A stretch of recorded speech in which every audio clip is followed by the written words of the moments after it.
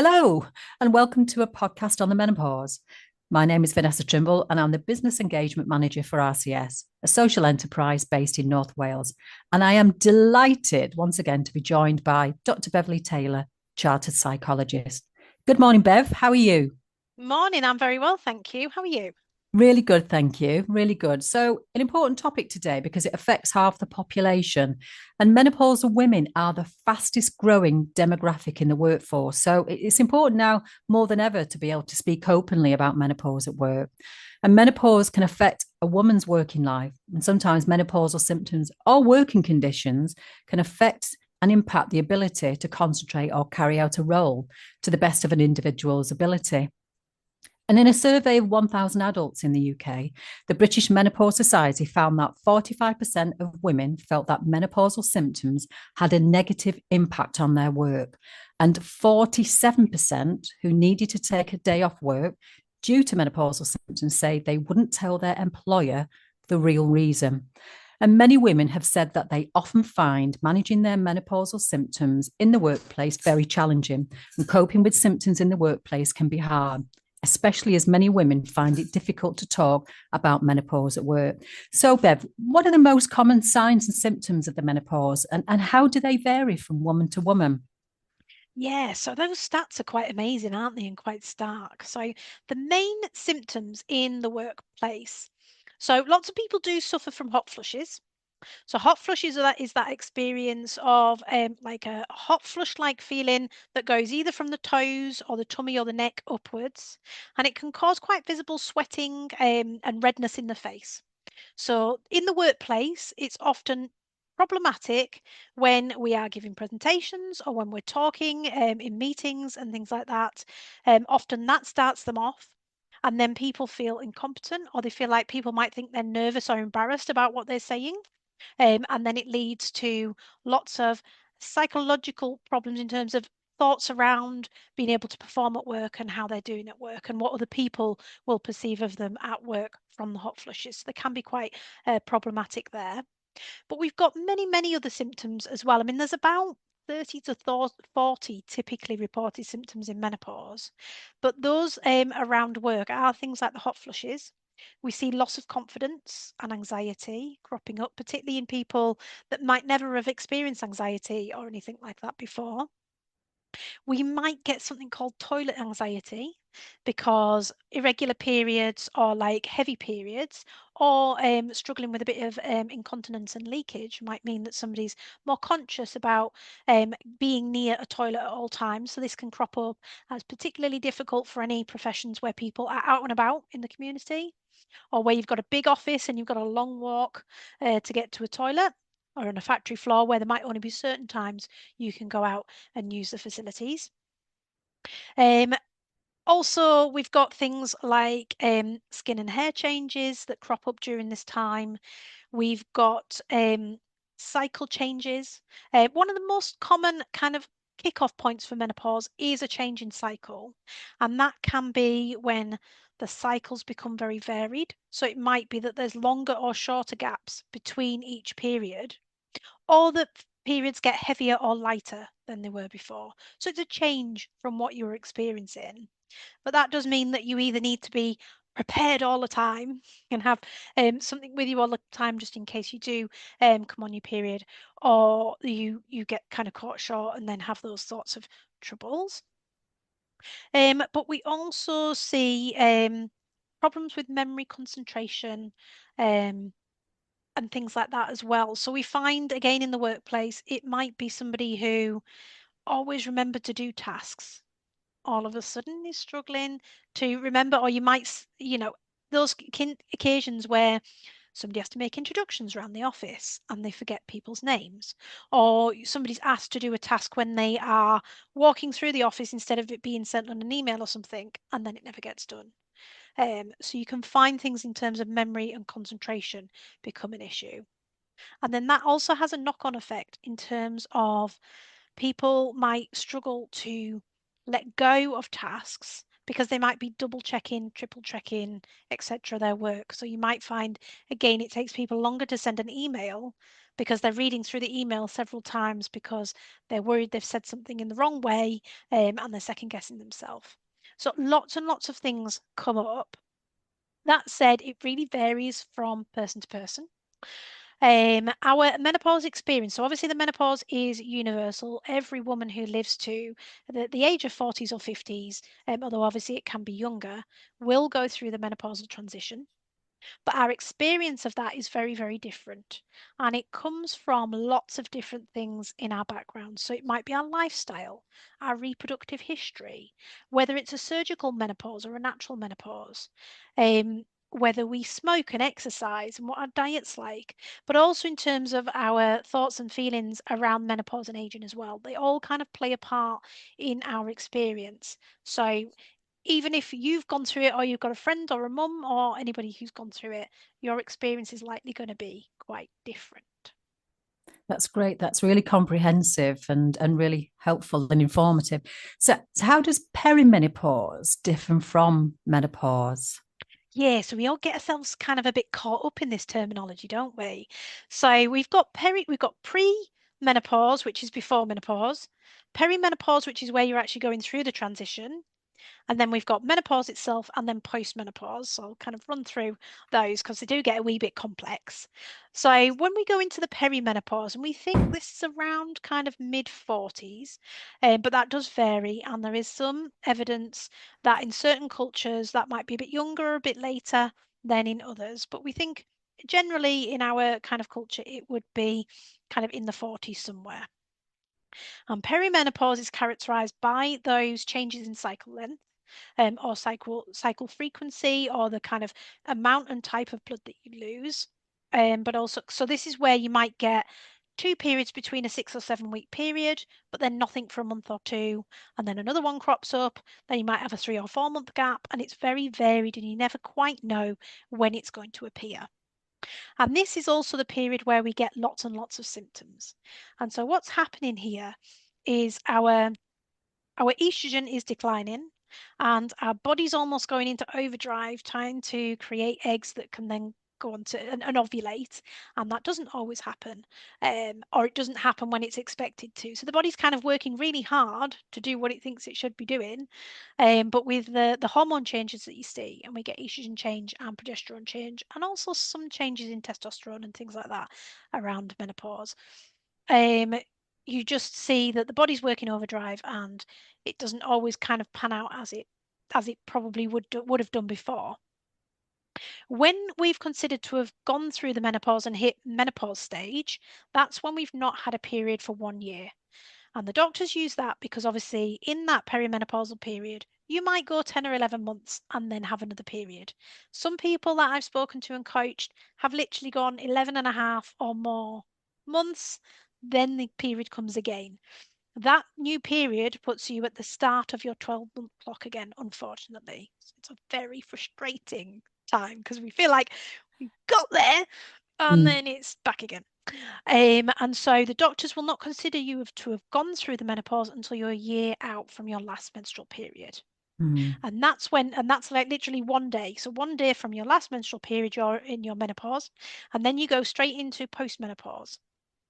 Postmenopause lasts for the years after that, so for the rest of your life basically. But for the first few years or first 6 years, we're in early postmenopause where we can still have lots of symptoms, but they will settle down as your hormone levels reach a new baseline level. Then all those symptoms should settle down and there'll kind of be a new normal and kind of a new kind of age of what's going on hormonally for us. And how Hope that long can helps. that take, the postmenopausal? Can it be for the rest of your life for some So people? some people do report symptoms for a very long time, but for most people, it's the first kind of 3, 4, 5 years after that last menstrual period, and then things should settle down. And obviously, you also need to remember during that time you will have aged as well. So you might see some declines in cognitive health, increase in risk factors for cardiovascular disease, osteoporosis and stuff during that time, which are hormonally related, but also due to aging as well. So it's a bit hard Mm, sometimes to separate the two.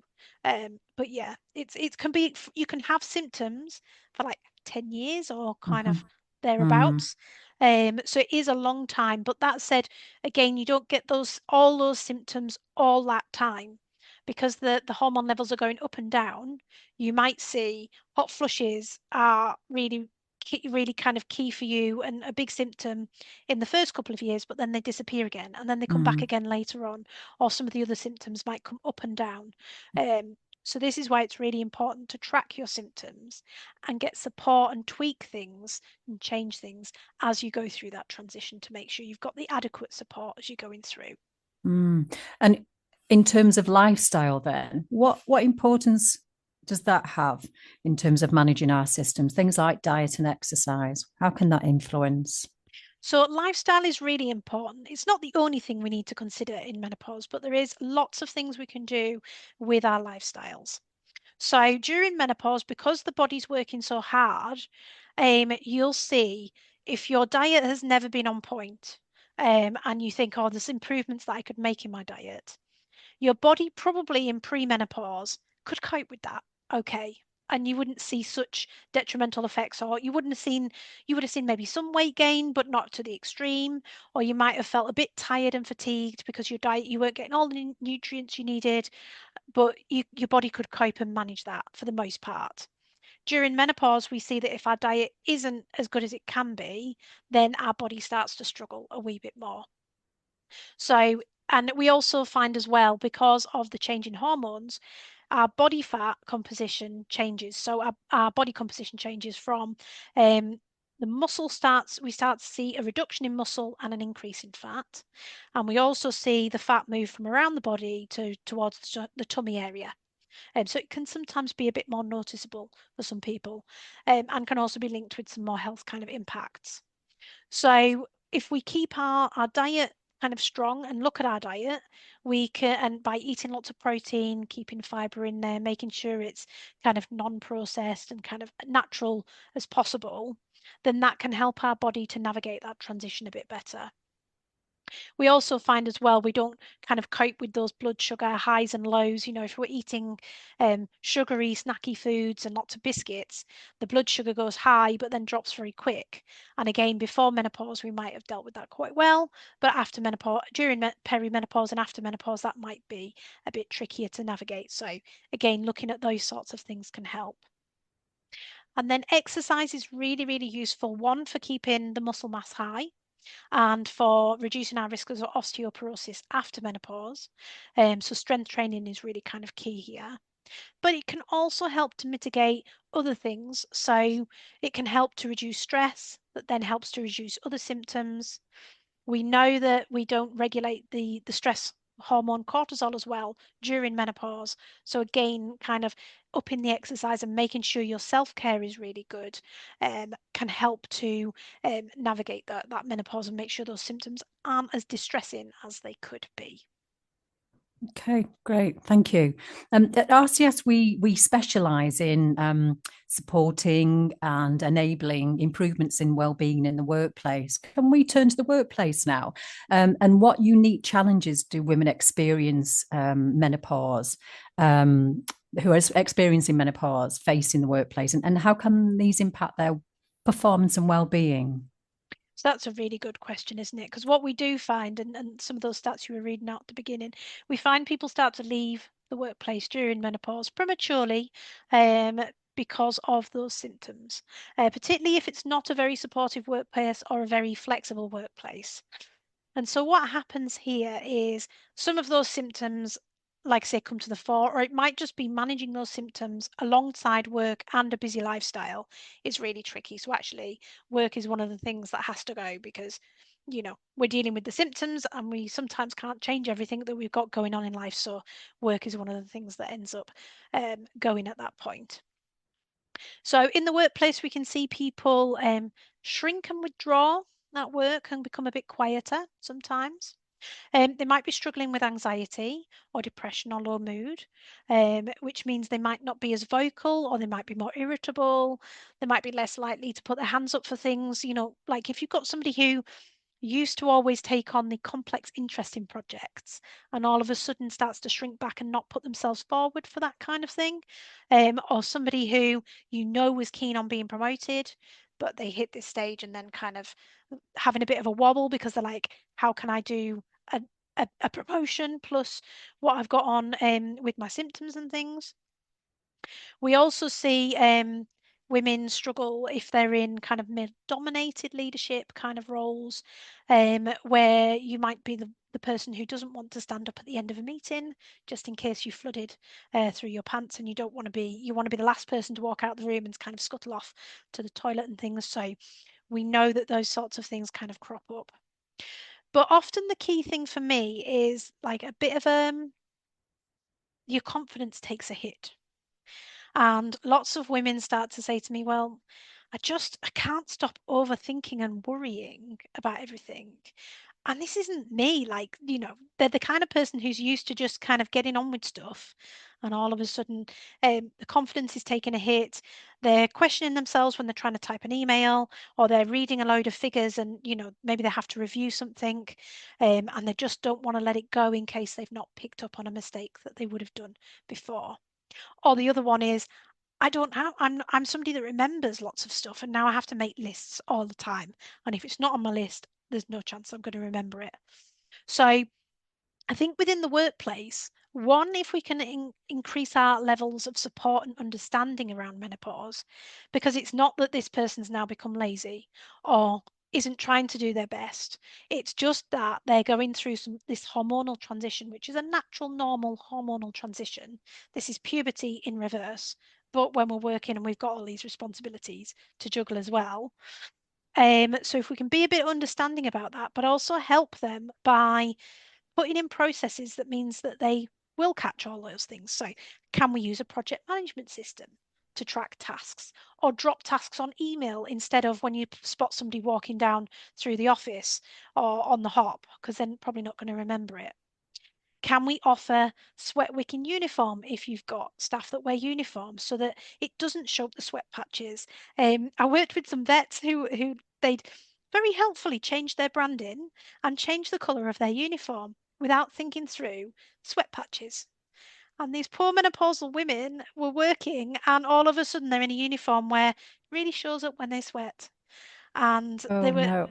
and they were only given like two changes of the uniform, Mm, and that they could go through that in the morning. Just, mm, you know, so mm, think about the practical things like that. If you've got uniform, can it be sweat wicking?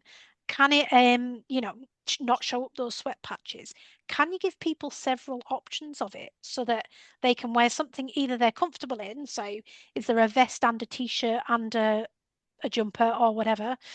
But also, can they go and change somewhere during the day? So if they are caught with either flooding or hot flushes or incontinence, can they go somewhere, clean up, get changed, and feel comfortable again?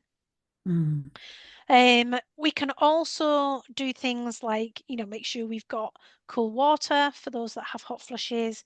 Do we offer any fans? Do we have any way that they can control the temperature of where they're sat? All those sorts of things. And then I think the final one is, can we bolster confidence and offer extra support? So is there any resilience training we can get them mm. on? Is there any coaching and mentoring that we've got within our organisations that can just support them and give them that boost when they're struggling a wee bit? Mm. Yeah, and in terms of mental health support, what role does that play? Because you've identified a number of really helpful, practical solutions for employers to incorporate into the workplace. What about the role of mental health support?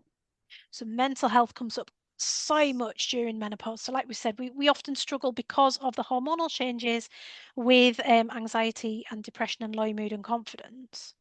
And so, if you are able to offer access to mental health support through the workplace, then that's brilliant, or through something like RCS, so that people can get access to people that they can talk to about their mental health.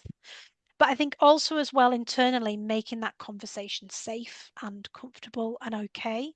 So, I've seen it done very well in some organisations where maybe they've had a senior team leader who's been off with mental health problems and they've come back into the workplace and they just talk about it in an open manner, and maybe they do a seminar on it and how it affected them and what they did, or they just make it okay that, like, actually it's okay to struggle with this stuff and to have to take time out of work in order to manage your mental health. That doesn't mean you're a failure or you're a less person or a less worthy employee or anything like that.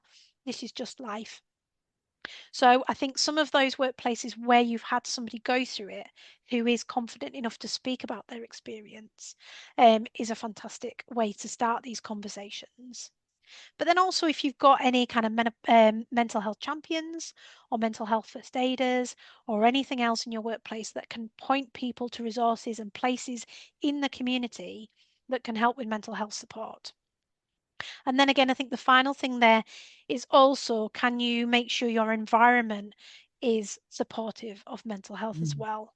So are we looking at, the actual physical environment? So is the office space or the space that somebody's working in comfortable, well lit, nice, not kind of neon lights and really overstimulating? Do you have any areas where people can go if they feel overwhelmed to just take a moment? Again, I've seen bigger workplaces have like sometimes like a laptop free area where you can go and just have a few moments and a few deep breaths without your emails kind of popping in all the time and kind of reminding you that you're at work. Or in the winter, could you supply one of those SAD satellites that people can go and sit by to just get a bit of a boost Mm. for their mental health?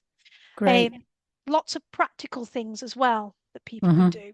Yeah, and when we've worked with businesses, so we've often conducted health surveys for businesses for their staff, and to ask them, what is it we can do to support and have a more inclusive environment and so on. And it's great in terms of the number of suggestions that do come back, particularly in relation to the menopause, that a lot of businesses are incorporating now. So that's really encouraging, isn't it? Because what Yeah. what would you say is in it for businesses? Why would it be in their interest to do and put all this, in terms of incorporate the practical ideas and elements of it and incorporate an inclusive and supportive culture? What's in it for them? So that's a really good question, and there's so much in it for our businesses. So in terms of keeping employees in work, so they're not going off sick, but then also supporting them back to work in a timely manner and all that kind of thing. But if you look at retention statistics and kind of recruitment and things like that, having experienced people stay in the workforce and be healthy, productive, etc., because they're being supported with the challenges that they're going through is cost cutting. Then the actual cost of going out and recruiting and retraining and training up new staff to be as experienced as those that you would have already had in post costs a lot of money and a lot of time and a lot of effort. So actually, if we can get the most of out of our staff, and there's lots and lots of evidence around, if we have good mental health, good mental fitness, and the workplace is supportive of that, that we're more productive. Cognitively, we've got greater capacity to do workplace tasks and actually get the job done. If we are able to share what we're going through at work and feel supported and not judged or blamed around that. So there's lots and lots of stats that actually kind of set out the evidence for if we are a supportive workplace, we get more out of our staff without having to, the money that you put into making some of these small adjustments will kind of come back tenfold by just supporting your staff.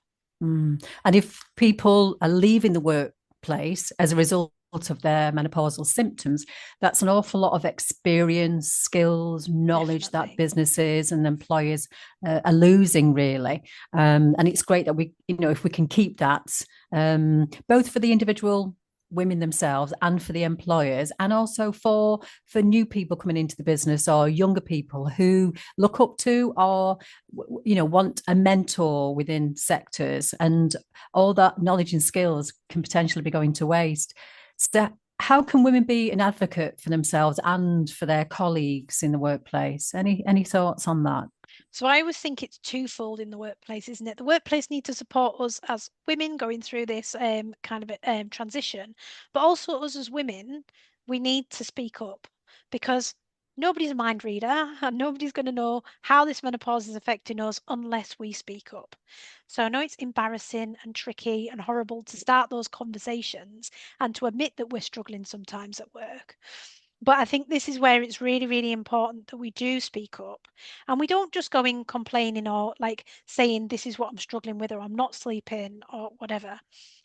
Think about what symptoms are the most bothersome, and how can the workplace actually support you to do your job? Um, what practically, or what would you want that would make the difference? So if you're struggling with sleep and you've got night sweats and all that kind of thing, would starting a wee bit later, if that's within your working policies, be something that would help? Or would a bit more working from home so you didn't have to get up so early and commute, would that be the thing that would make the difference? Or would reducing your hours overall, which is the thing that you're going to go for that would actually help? Or again, if you're struggling with confidence, what do you want from your manager? Do you want them to give you more feedback? Do you want them to send you on a resilience course? What actually is the thing that would help? Do you want a mentor who can help guide you? Maybe a woman who's gone through the menopause who could guide you on how it was for them. So go with solutions as opposed to just sitting and kind of explaining how it is. Because often we don't know how to support, do we? Or we don't know enough information. Or even if we do know about the menopause, we don't know how it is for you because it's so unique to you. So, one, I'd say speak up about yourself. What are your bothersome symptoms and how can you get support? What do you need? But then also look out for other women, and other people kind of within the workplace. So if you're spotted a colleague is struggling, again, try and have that conversation and start that conversation with them so that they can open up with you and you can help them get some support. Or if you're a man or a manager or anybody else within the working environment, just look out for some of these behavioural signs that somebody's having a wee bit of a tricky time, and start those conversations and offer that support in line with your working policies and all that kind of thing.